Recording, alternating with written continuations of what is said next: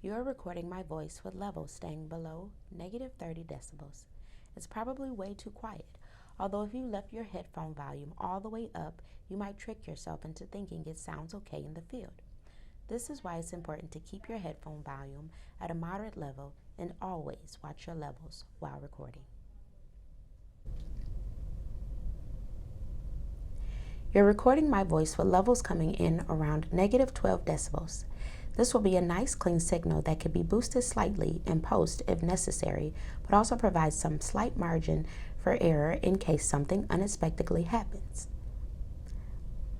This is what we strive for. -12 is our magic number. You're recording my voice with levels regularly surpassing 0 decibels. This should create a rumbly, distorted signal which cannot be removed in post-production. It's really awful and pretty much the worst thing a sound recordist can do.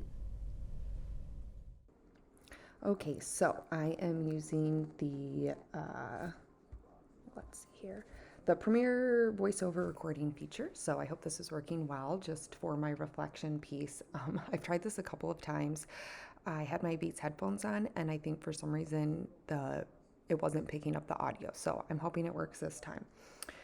So reflecting on this assignment, so the questions: how does the -30 decibel or dB recording sound when boosted up to the same level as the -12? I mean, you can tell that it was recorded quietly and that you're just adjusting the volume so that you can hear it without having to just crank up the volume on your computer or your headphones. I think the same is true for the last one where it was really loud and you're adjusting it down. Like, you can tell that the original audio was recorded not at like an appropriate level. So I think it's really important to just be aware of that when you're recording and coaching the person that you're recording, but also keeping really good track of the dB and on your recorder and how that's going. Because I don't think necessarily it says like, did the distortion go away? No, it just made it so when you hit play, it doesn't blow your eardrums. You're not straining to listen to what they're saying. But a couple of things I will say as a takeaway. So I adjusted the gains on the first track and the third track, but I didn't touch the middle one because I think if you do a good job recording, you don't necessarily have to edit too much after the fact. So I left that one because I thought it was really good. But also I realized it took me a second to realize when you're adjusting the gain or like setting the gain, you have to think of, like, it was helpful to know when we recorded it, it was like intentional that the first one was -30, the last one was like at 0. So then you have to do the math to be like, okay, if it's -30 and you want to bring it up to -12, it's a positive number you put in there, right? So it's like +15, +18, whatever. And then the opposite is true, right? If you want to bring it down.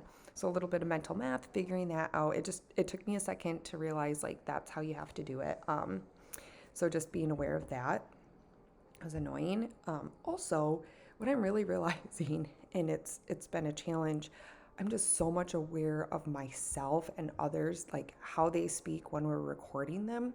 And it's so interesting because for these audio clips, I used LeSean's recordings, and I don't even think you realize it, but when you're reading it, like you're taking direction. And so the first one, not only did we record it at a lower volume or like gains and that, but like she spoke quieter. And in the last one, you can tell she's like enunciating and being loud. Like, so it's interesting, like just how to coach yourself or people when you are also recording it, right? So this is the whole thing of media production, and you're directing and producing, or what? Yeah, I guess it would be like the director, like coaching you, like being aware of how you're talking. So personally, this has been really challenging for me because I'm hypersensitive to then how I'm talking. And like when I was recording something, Emily was listening to me and saying like I was super breathy and all this. And so I don't want to get too lost in my head listening to myself over and over again, but it is interesting, right? Like I'm just thinking of how I'm talking and how it's affecting the volume, and I'm not a voice actor or whatever, right? So I'd be curious to know how this goes when you have like trained professionals that you're recording their voices and they just know how to accommodate or like adjust for those different things.